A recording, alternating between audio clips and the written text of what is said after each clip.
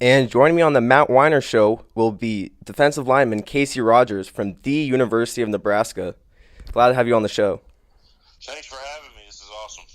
Yeah, so I just want to give a quick shout out to you right off the bat for being the best responder so far. No problem. No problem. That definitely made my life a lot easier. I appreciated it. Yeah, no problem. But No yeah, problem so at all. definitely seemed like a genuine guy, and I want to start talking about some of your steakhouse experiences with the team. You had a little post game conference where you talked about going out and eating with your teammates. So I wanted to hear some of the Yes, sir. stories.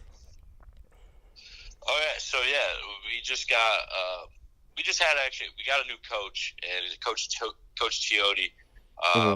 and right away what he wanted to bring to the team was he wanted to get us closer and become more of a family as a D line unit.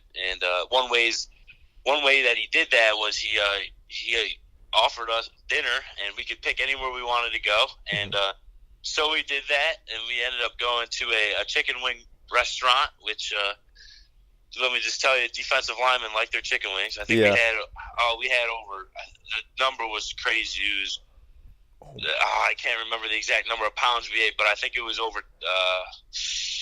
Oh man, I can't tell. I can't remember. Okay. But anyways, just know it's a lot. All right. Over under And 50. over under. I would give or take 50, definitely. Oh my And god. and and no, just sitting down, breaking bread with the guys. It was a really fun time.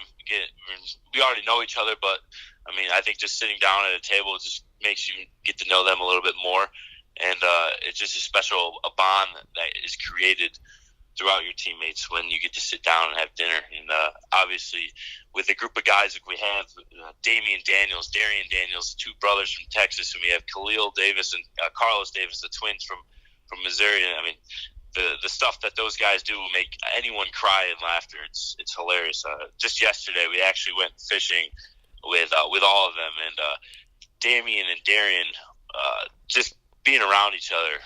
It's the funniest thing that anyone can see. I know a lot of fans here in Nebraska know about it, but I don't really know if anyone else outside the fan base of Nebraska knows that those two are the funniest Division I football players you will ever meet.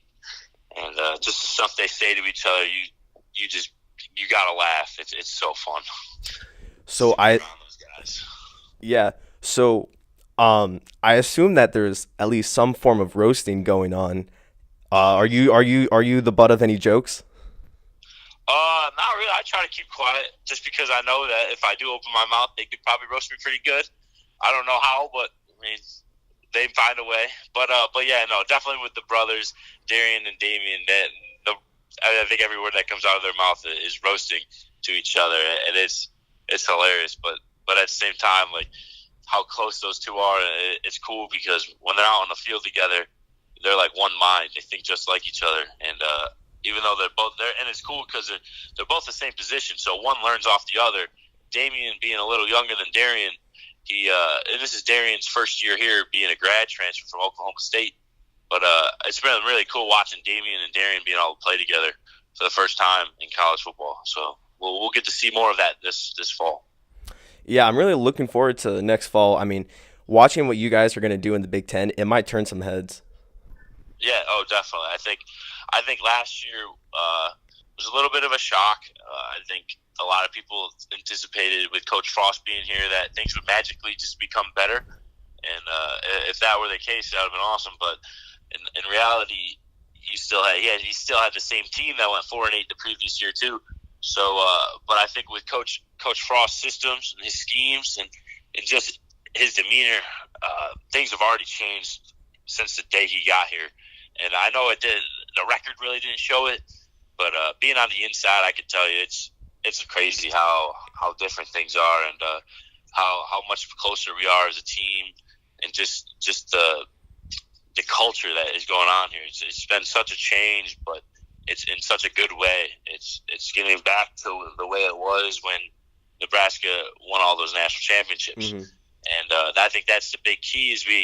You got to start one thing at a time, and I think Coach Frost is doing that very well. He's doing it pretty quick too, and it's an honor to play for a man like that. And I think that's how all my teammates feel. Is that we all want to run through walls for that guy, and we want to run through walls for every coach that we had. and even each other for our player to the left and player to the right. We will do anything for each other, and I think that's pretty special, and that's pretty new here in Nebraska. So it's going to be really fun this upcoming season to see what we can turn that into. Yeah. One thing, a common theme that I've been hearing is the closeness that football brings, kind of that family mentality that Scott Frost and even like your defensive lineman coach is trying to institute into the program. Was that obvious from day one? I think any football player knows that the closest, or any athlete that has ever played football, the closest team you'll ever be on is your football team. And so to begin with, if you're on a football team, you're going to be close with your teammates. But for Coach Frost to come in here and really make us tighter and closer even as we already were, I think that's pretty cool itself. But being on Coach Frost, being on his team, I think the first thing he wanted us to do was become a family and protect the brother to your left and protect the brother to your right. That's the first thing you got to do when you come in to do a new program is make sure the culture's right. He's done obviously a phenomenal job doing that. Yeah, it's gonna be kind of interesting to see the way the team kind of bonds and kind of what's being established now, even before the season, because it seems like what you're talking about is a really solid case where you guys have a lot of momentum. My favorite team, USC, at the end of the season, it was not a pretty season and it wasn't a very productive season. There was a lot of injuries and stuff, but kind of Clay Helton really wanted to start establishing more of that family and closeness. No doubt, and to feed off of that and our end of the season, I mean, obviously the first half didn't go the way we wanted it to, but towards the end, when we started winning and we started surprising some people, I think that shed some light onto us, and I think the winning is contagious, and I think that we caught the winning bug there. Now we don't want to get rid of it, and it's definitely a mode in this off season is, hey, we want to keep feeding off of those wins. Like, we want to keep that up. We don't want to feel like we did at the beginning of last year. We want to keep feeding off those wins that we had at the end of the season. And I think once our teams started seeing, okay, hey, yeah, we can do this. We can hang out. We can hang in the Big Ten. We can definitely win in the Big Ten. We can definitely win the Big Ten. So I think that once we saw that all things started clicking, and we started rolling like a machine, and we're going to carry that over to this upcoming year. So it's going to be fun. Now, kind of heading into next season, are those big upsets? I mean, when you guys are preparing for the big games, Michigan, Ohio State, Wisconsin, is that mentality getting started now? Oh, absolutely. It started from the day after last season, the day after we lost to Iowa. It was our teammates came back, and we all came back, and we said, hey, this is never going to happen again. We're never going to feel this way ever again. And our motto for the offseason this winter was one more. Because if you look at a lot of our games, except the Michigan game, we were one play away, one first down away, a lot of things we were one away from. So that was our motto this offspring is, hey, look at, we're one more first down away, we're in that game. We're one more touchdown away, we're in that game. We could win. We would have won that game. Northwestern get lost no tip. If we would have scored one more touchdown, we would have won. So that's been one big motto that we've had this offspring, and it feeds the fire a little bit because we're ready to go. We want to get one more, and we want to win all those games next year. So fun, so exciting. Mm-hmm.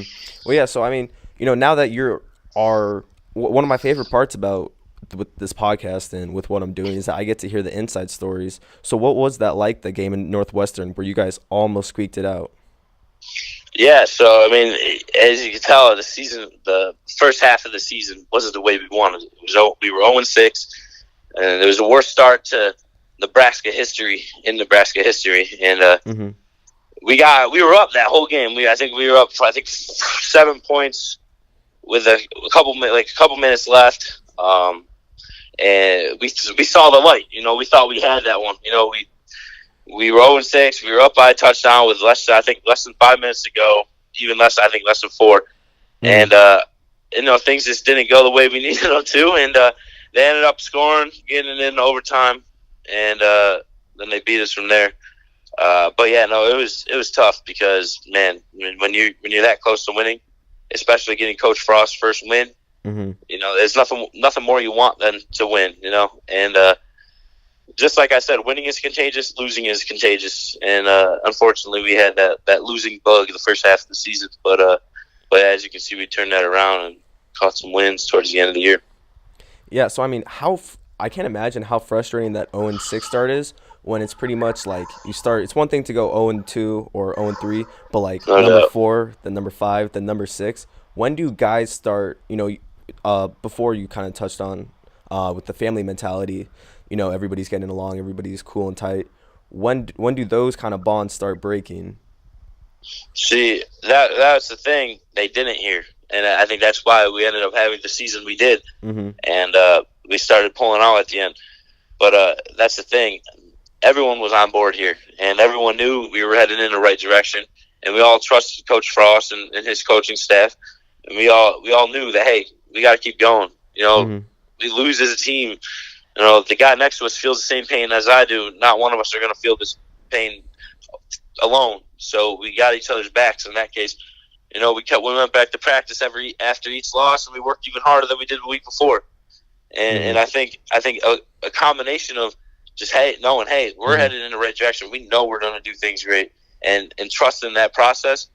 Man, I mean, as you can see towards the end of the year, once everything started clicking, it all fell into place, and we're just going to keep on doing that this year. I mean, we know what it takes to win. Mm-hmm. Obviously, we did it, but we also know what happens when you don't work as hard as you can, and you don't do the right things in practice or off the field. An 0-6 start to a season is not relevant, or it is relevant. You know what I mean? So, so yeah, it was tough, man. But at one point, I never said I wish I never came here because I was so close with every one of my teammates, and man, I was so happy I came here just because, just the type of guys we had on our team and the fight we had. And especially when I think we were 0-6 in the Minnesota game. And we ran out on the field and, the stadium is still packed. And you just know at that moment I knew, hey, I picked the right place. This place is for me because even at 0-6, our fans still were showing up 90,000 strong. So just to have that feeling, there's no greater feeling than that. Be honest. Yeah. So, I feel like a lot of this kind of starts with the man up top right now, Adrian Martinez, who, if people don't know who he is right now, they definitely eventually will know by the end of at least by the end of October of next year. No doubt. But no doubt. Going back, look at the Ohio State game. You guys get 2 really solid turnovers back to back in the second quarter. Adrian Martinez plays solid, and then you guys just aren't able to squeeze it out. So these games are that kind of go different ways. Kind of towards the end, you guys aren't able to put up the same type of offensive production as the first half, but it feels like if you guys are able to put together a whole 4 quarters, there's no reason why you can't beat teams like Ohio State, why you can't beat teams like Michigan. No doubt. I think a good example of what we were at the beginning of the season towards the end is the Michigan game versus the Ohio State game, and like I said, we were one play away from beating Ohio State, and we know we could. And it wasn't like after that game, it wasn't like, oh, we played Ohio State really well, we should be proud of ourselves because we only lost by less than 10 points. No, it was like when we came back, it was like we should have won that game. Well, we were better than them at that game. And we did a lot of great things, and we should have capitalized one more play. We would have had them, and we could have had one more win to our season, which would have made a huge difference. But yeah, no, it's just if you don't know Adrian Martinez, you definitely will. I mean, just that name sounds like a football phenom. He's an awesome guy. I mean, he's already a leader, being a sophomore, and everyone just wants to follow him. He gets the team headed in the right direction. And as a young player to do the things he did, it was unbelievable to watch. Man, I'm excited to have him on our team for the next couple of years because he's going to make a difference. Yeah. One thing I like to talk about on the podcast is practice. And, now that you guys are going up against each other every day, I assume, how has he made you look like other Big Ten players? Well, the thing about Adrian is he makes you better. He going against him, you're basically going against the best quarterback in the Big Ten. So when you have to go against him in practice, he makes the other quarterbacks feel easy. That's what some of my teammates have said. And So yeah, no, Adrian all around just makes you better. He's a leader, like I said. He gets you ready to go, and even though he's a quarterback and I'm a D lineman, he still helps. He obviously is a guy who I'm trying to get every play. So yeah, no, going against a kid like that who can run it, who's a threat, dual threat, running and passing, it makes you really have to be on your toes, and it makes you have to do all the right things, or else he's going to get outside of you and embarrass you, which he's done a couple times. So. Yeah. So what were some of your kind of gonna cap off on last season, but what were some of your favorite in-game memories?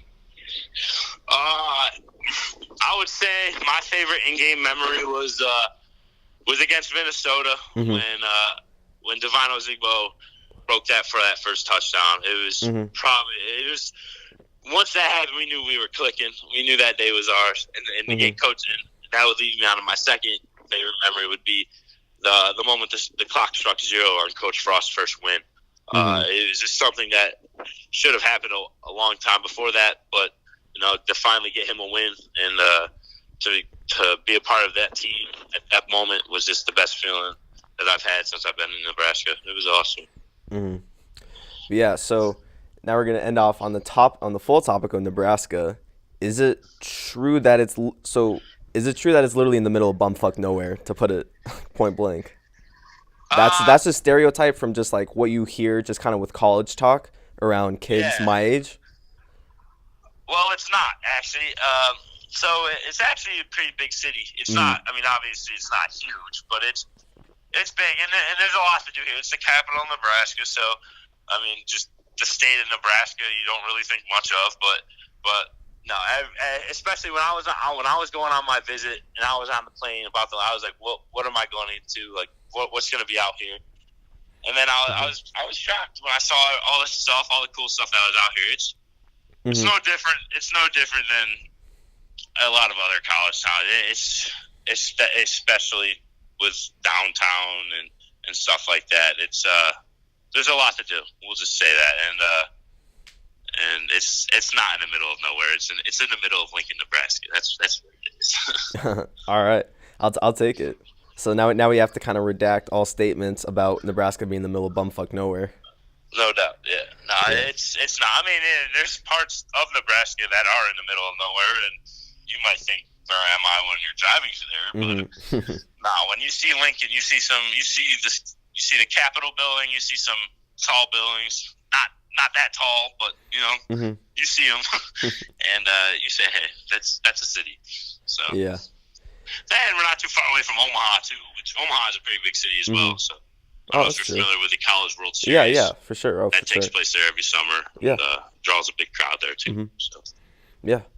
Yeah. So sorry about the little cutout right there. So I wanted to go back to where this was all or your college journey was supposed to be. And you committed really early as a Syracuse commit for lacrosse. Yes, sir. So talk a little bit about that. Yeah, so growing up in Syracuse, New York, there's a lot of lacrosse going on. I mean, that's one of the nation's hotbeds for the game. My father coaches lacrosse at Syracuse University, so just growing up, lacrosse was always in my life. Lacrosse was always something the game I always played. And to be honest, all the way up till my senior year, lacrosse was my main sport. Didn't really think I loved football. Don't get me wrong. I played hockey too, but I didn't really think I would be playing college football when I was a sophomore in high school.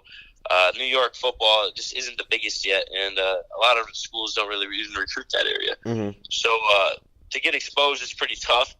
But I knew that I was good enough to play lacrosse at Syracuse, so yeah, I decided to commit there, and I bled orange ever since I was little with my dad being there, so it was a dream to play at Syracuse. It was a dream to play for my dad. But yeah, no, growing up, football obviously was going good for me, and my senior year, I started telling my dad, hey, like we should possibly, try getting my name out there in football. So that's what we did. We sent my story out to a couple colleges, and they responded, and they invited me to a lot of games. But the one thing that they all said was, "Hey, we wish we knew about you when you were a sophomore, or we wish we knew about you a year ago because there's just not enough time left. We don't know. We would want to see you play one more season." and stuff like that. So what I ended up doing was taking a postgraduate year at Avon Old Farm School in Connecticut, where I was able to do a postgraduate year and basically play all three sports again. But most importantly, I was able to play one more season of football and send that film to the coaches who wanted to see me play. And that year went very well for me, and it definitely increased my exposure. And like I said earlier, I got to play lacrosse. I got to play lacrosse for another season, so that was also cool, just to say goodbye to the sport for a little bit. And now I'm here in Nebraska. So Yeah, so kind of that postgraduate year that you did, how many times have people pretty much what is the success rate for that? So actually, it's pretty rare around the country to do a postgraduate year. I'm not really sure what it's like where you are, but on the East Coast, it's pretty popular, and especially in New England. There's a lot of prep schools out there that offer a postgraduate year. I mean, academically, it can help you raise your GPA. It can help you get some more credits for college. Athletically, it allows you to play one more year. I think it just depends on how good you are at the sport. If you go into prep school without any offers and you end up playing your tail off, and you can get offers, and it basically allows you to redo your senior year, so you can get your name out there. Success rate, I'm not really sure. I know it was 100% success rate for me, but I can't speak for some other kids. So, but I do know that at least at my school, we had on my team, we had at least 5 D1 kids, and one of them right now is playing quarterback at Clemson under Trevor Lawrence's name's Tyson Pumachan, and he's the next star there, so that'll be cool. Yeah. So, I mean, part of it seems like why guys don't do this route, because I really was a little unfamiliar before I started doing research on you, but is it kind of a money thing? It could be, yeah, it could. If you could get, there's a lot of financial aid that is involved too. But yeah, no, I mean, it's just paying. Yeah, it's going to a private school. It's a boarding school. At least some of them are. It very well could be a money issue. For me, I don't think it was not necessarily money was an issue. I think I was able to get a pretty good scholarship through athletics and financial aid and stuff like that. But but yeah, no, I mean, I recommend it before JUCO, because when you go JUCO, you lose a year of your eligibility, and then you don't get to go to play D1. So I went to JUCO instead of prep school, I would only be able to be at Nebraska 3 years instead of 4 or 5. So it doesn't touch your eligibility, and you know, if your grades aren't the greatest, you can go to prep school and raise them up. Even if they are good, you can always improve them. And prep school also allows you to take that step in life where you go to college for the first time, and sometimes you're not used to being away from home, or sometimes you get homesick, or sometimes you got to learn how to live by yourself. And for me, prep school did that. It allowed me to take that step and learn how to do all that stuff by myself. And not going to lie, at first it wasn't easy living away from home. I've always been a homebody, but then after the first couple of weeks, I got used to it, and now look at me, I'm halfway across the country by myself. So yeah. So I mean, it seems like this was a huge year for you in your life. Oh yeah, definitely. Especially that school means a lot to me, Avon Old Farms, and I think it matured me a lot. Just when I was out of high school, I even said to myself, man, I don't even think I would be ready to go to college, because when I graduated, I knew I was going to Avon. So, but yeah, like I said, I didn't think I was ready for college, and as soon as I got out of Avon, I was like, man, I can take college now. This is going to be a breeze. And first semester, man, Avon Old Farms prepared me so much for college, and just maturity-wise, too. It got me ready for everything that college offered, and I'm beyond happy that I was able to go there. And I think if I ever have kids, I will be sending my kids to that type of school, too. So if that says anything. So yeah. So, I mean, you're kind of talking about how it really prepared you for Nebraska, and it seems like this kind of falls into the big, education category. What were those habits that they changed? How big were those improvements as well? Just, study habits. A lot of kids in high school, I mean, I'm not going to lie, I mean, you can get away with not even doing your homework and just doing it the day it's due in school. I mean, I don't know about you, but that's what I did. And you Sounds can about get right. away with that. You can get away with that in high school. You can get away with a lot of stuff that you can't in college. And the thing about prep school is it's not like a normal high school. It's more like college based than it is anything. And it taught me study habits. It taught me to really figure out what's important in school, how to maintain my organization, and how to do all that stuff that you need to do in college that you didn't necessarily need to do in high school. Especially study habits. I mean, that's just a big thing. I think a lot of high school kids can get away with not studying for a test and pass is fine. But professors in college, I mean, they're a lot different than the high school teachers. Sometimes you're just a number on an attendance sheet, and they might not help you as much. So you got to go out and find your own help. And that's what something Avon taught me. I mean, there's a lot of other stuff too, but just going to that school changed who I am and made me more into the man I am today. Okay. Are there any specific teachers who really helped you out and kind of paved that path? Oh, definitely. I mean, the thing about going to a boarding school is you get to live basically on campus with the faculty, and you almost create one big family, because you're all living together. At the particular school I went to at Avon Old Farms, there's teachers who live literally in the dorms. They're in houses attached to the dorms that you live in, and so you see them every day. You eat dinner with them, and they're also your teachers too. They're not just your dorm advisors. So that was also cool. But I would say that the one person who influenced me the most was Mr. Bergalt, Major Bergalt. He was a Marine. He's a veteran, and he was also the athletic director and wrestling coach. And the impact he had on me really changed my life. He was kind of my father figure while I was at that school, and I never wanted to disappoint him. I always wanted to make him proud, and especially when it came to wrestling, he got me to wrestle. My dad was a national champion wrestler in college, so when I didn't wrestle, it was kind of weird that my dad was a national champion wrestler and I played hockey, and I have the body to be a really good wrestler, but I just didn't. And when I got to prep school, Major Bergalt definitely influenced me to wrestle, and I ended up doing it. I ended up dropping hockey for that year, and decided to put on this thing, and that's one of the best decisions I've ever made, just because of how much it helped me with football and learning leverage and stuff like that. But besides that, just being on the team with him and all the knowledge and all the stuff he had to share. He was also my World War I and World War II teacher. So just being able to be in the classroom with him every day it was fun, and it was a journey. But yeah, no, Major Bergalt definitely influenced me, and he's changed. He made me the man I am today, and I was proud to be his student. And so yeah. Damn. It's always really nice and cherishing to hear stories like that, because I mean, it seems like he kind of played. I mean, he did play a huge role in helping you get to where you are. It seems like coming a Marine background. Was this a lot of discipline and work ethic? Because I saw when you got to Nebraska, you gained like an insane amount of, like, what was it, 40, 50 pounds? Yeah, definitely.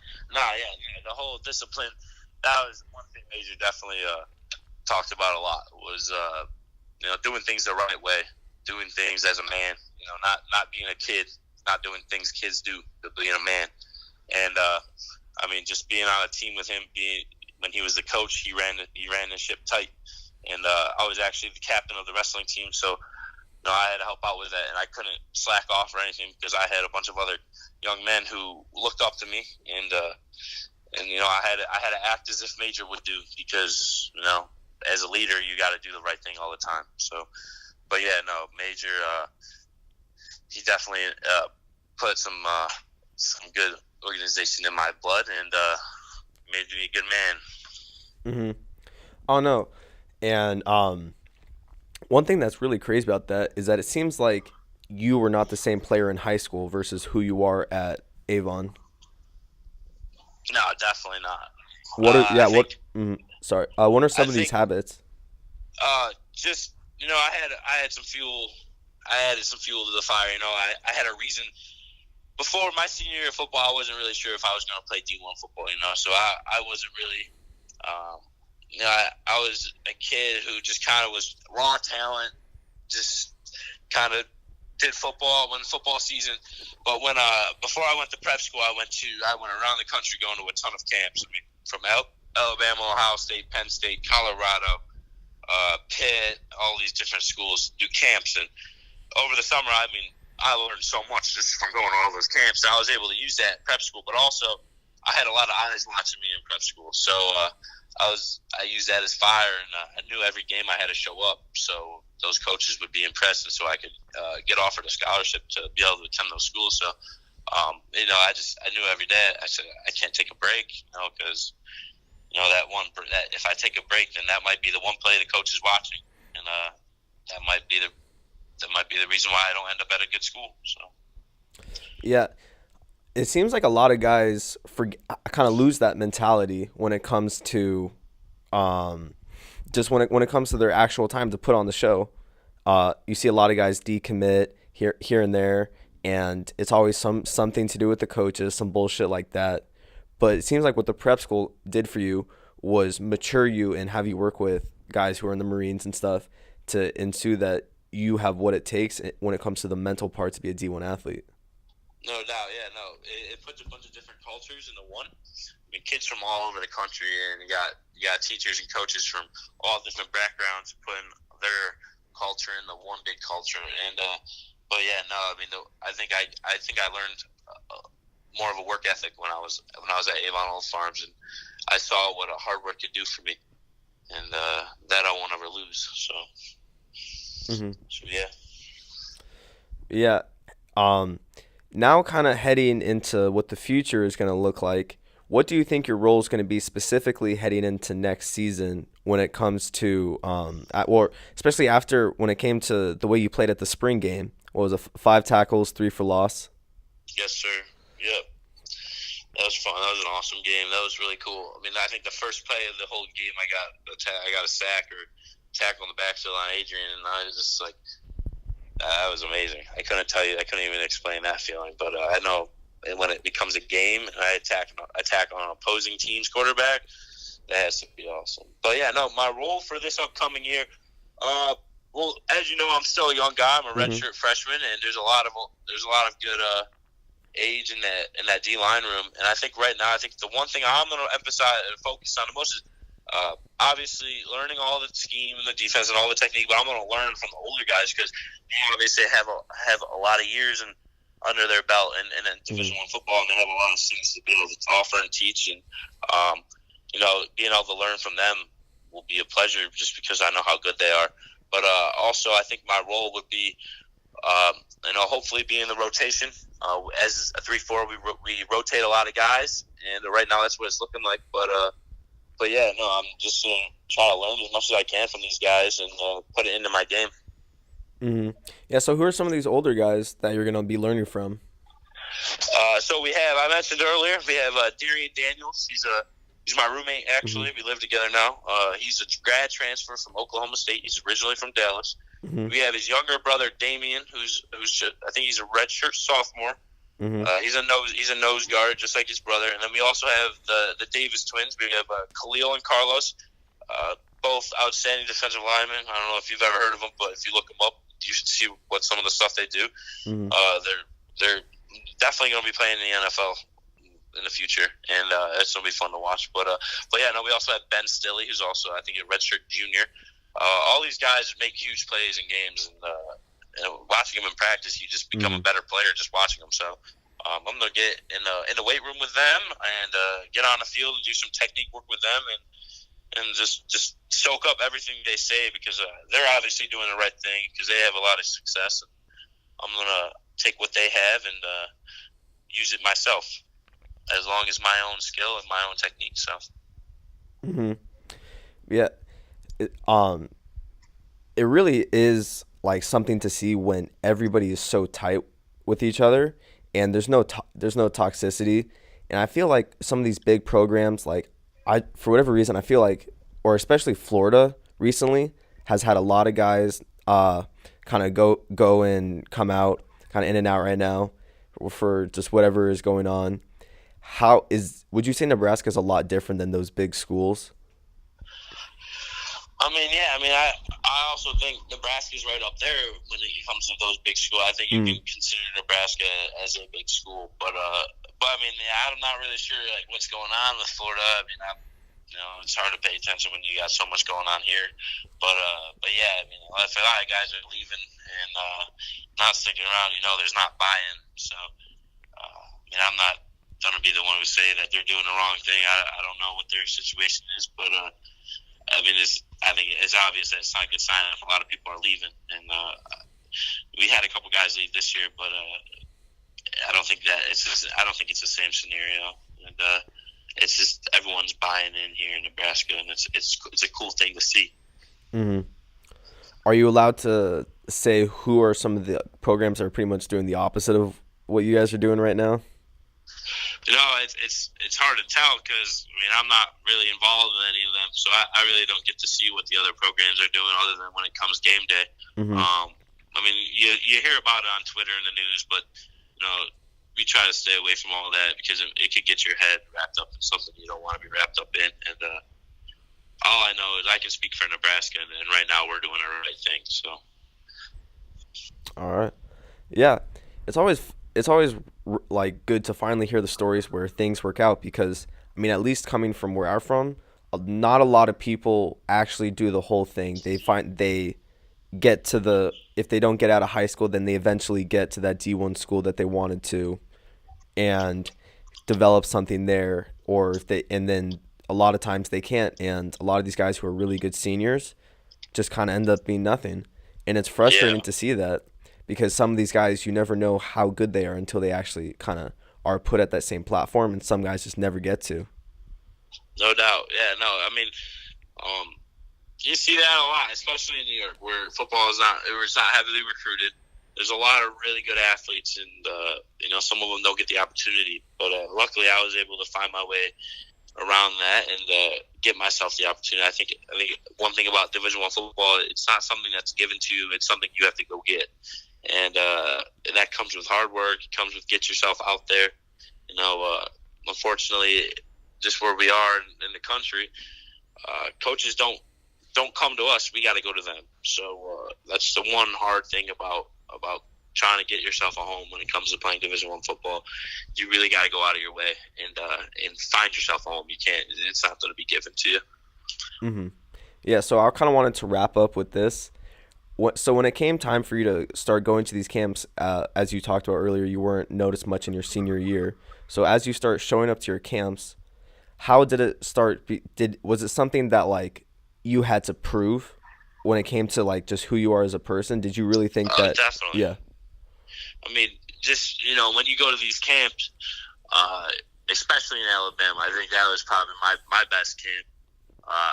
I went down and I'm with all these kids that are from Texas, from Florida, from Mississippi, from all these football powerhouses. And the one thing that's next to my name on those sheets is New York. And Hmm. and I think when coaches recruit New York, it's a gamble. You don't know if they're just good because of their competition or if they're just a good football player. So that was my thing. I was going to prove that. I was going to prove that I'm a good football player and I could play for anyone who wants me to play for them. And playing, I would have to line up against 5-star recruits, 5-star O-line. But to me, I didn't care because I knew hey, if I'm going against you now, I'm going to have to go against you in college. So better start kicking your butt now. And that's what I did. I just worked hard as I could. Even if I didn't win a rep, I would get up and I say, hey, I got the next one. So just doing rep by rep. You wouldn't worry about losing anything. I mean, I don't like losing. I hate losing actually, but I mean, it wasn't the end of the world because hey, I had something to prove. So. Hmm. So yeah, it was fun. Those camps were awesome. They did a lot for me. They got people's eyes on me and put me on the radar. Yeah. So wonderful conversation. 10 out of 10. Awesome having you on the show. Yeah, no, it's awesome. Thank you for having me, and good luck with everything, man. This is a cool little gig you got set up, and good luck in the future, man. Yeah, I mean, funny part is that like I'm ditching school right now when it Yeah, comes hey. to like just kind of how young I am. So Oh it's yeah, always no doubt. Hey, but yeah. hey, do the listeners know how old you are compared to? some other people who do podcasts? Honestly, I'm not sure, but like for anybody listening, at least when this is taped on May 15th, 2019, at least right now I'm 18 and still haven't graduated high school. I'm a I told you already, but I'm a Mhm. journalism, sports media and communications major, and there's kids in college who aren't doing as good as you are. So keep up the good work, man. You're gonna go far. All right, thank you, appreciate it. All right, so sad to wrap this up. This was fun, but going to be looking forward to balling next year against the Big Ten. Yes, sir. Thank you. All right, thank you. Have a good one. You too. All right, so thank you for tuning in on the Matt Weiner Show. That was defensive lineman Casey Rogers from University of Nebraska. You could tell, super genuine guy, was super fun to have on. And yeah, so like, subscribe, follow me on Instagram at Matt_Weiner_.